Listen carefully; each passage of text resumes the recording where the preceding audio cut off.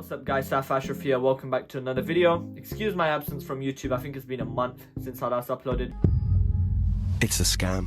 But I'm back, exams are over. Technically, I do still have a couple tests left. But revision is not as much needed as it was, so I've done most of the important tests. I have got the Samsung Galaxy A52s with me here today, and I'm going to be giving you guys a review of the camera, basically. The full review of the smartphone will be coming out soon on the channel, so make sure to subscribe if you don't want to miss on that. But yeah, a budget smartphone with quite a decent camera. We have the main sensor, which is 64 megapixels. We have an ultra-wide, which is 12 megapixels. A macro, which is 5 megapixels. We also have a 2x telephoto, 10 megapixels. All the images will be unedited and the videos too. So with that said, let's get straight into it.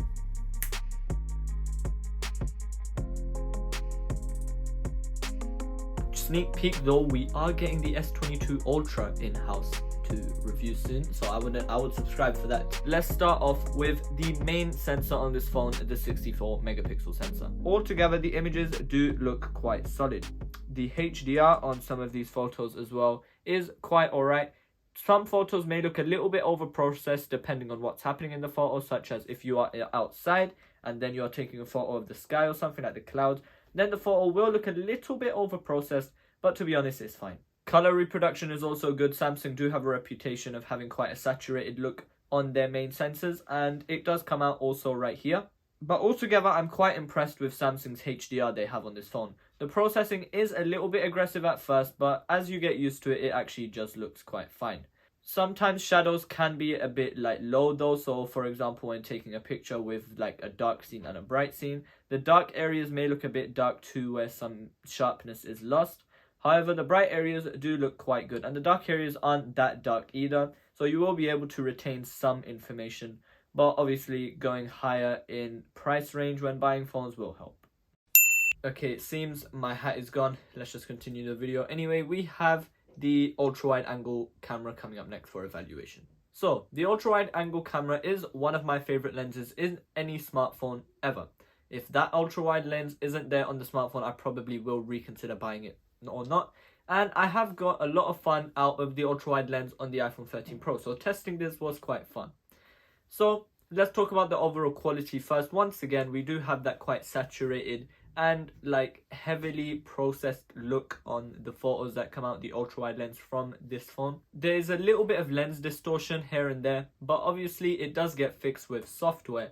But overall quality, I'm really impressed with the ultra-wide lens on this phone. You will get a very unique perspective on obviously whatever you're shooting, and the colors come out great. Overall sharpness is alright, especially for a 10 megapixel sensor. And to be honest, you will have a lot of fun shooting with this lens, and you'll probably get addicted to it very, very quickly. Now, really quickly talking about the telephoto lens, it's literally just a 2x lens. It's the same as digitally zooming in, but with a little bit more quality. Once again, the color reproduction is close to how the main sensor would act. And altogether, yeah, it's alright. I don't really see myself using the 2x lens as much unless I'm zooming into something specifically. But yeah, I wouldn't really do that. The ultra-wide lens is way more fun anyway. Now, we also have a macro lens on this phone. 5 megapixels, and it's not the best quality out there, to be honest. You can get close, of course, to some things, to about 5 centimeters, which isn't very, very close, but you still have the option, obviously. Giving it a lot of light will produce some good shots. You can see the little triangles, squares, X's, and O's on the PlayStation controller, as I'm showing you here. Pretty fun lens, of course. But yeah, once again, it's not needed. If I had only the ultra-wide and the main lens, I'd be more than happy. And that's about it for the photography area. Now, let's talk about video.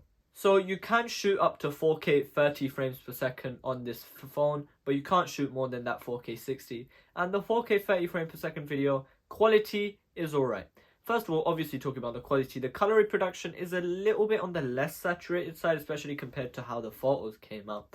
And sharpness is also there sometimes when you're holding the phone extremely still, not even moving it at all. But that is impossible. Even looking at that, my hands are shaking. I'm a video guy. Why are my hands shaking? But obviously, yeah, you'll need steady hands to get good sharpness out of this phone. Color reproduction also, I guess you could tweak it in settings, but the casual user really won't go and edit the video files they're getting out of this phone especially. Stabilization could be improved though. As you can see, I was walking around in a couple of these clips and the phone did shake quite a bit. I'm not doing any stabilization, any edits in the editing stage of this video whatsoever, so you guys can see for yourself. But like, yeah, that's the camera of this phone. Make sure to like and subscribe if you don't want to miss the review of this phone, the full review. But yeah, I had a pretty fun time testing the camera. It's definitely a solid camera for the price of how much you're buying this phone. I'd definitely be happy with it, especially because that iPhone 13 Pro cost me about £1,000 and this only cost me about $350 from a sale. So yeah, that's the camera review. I hope you guys enjoy. So I hope you guys enjoyed, and I'll see you guys in the full review. And yeah, with that said, I'll see you guys in a bit. Peace.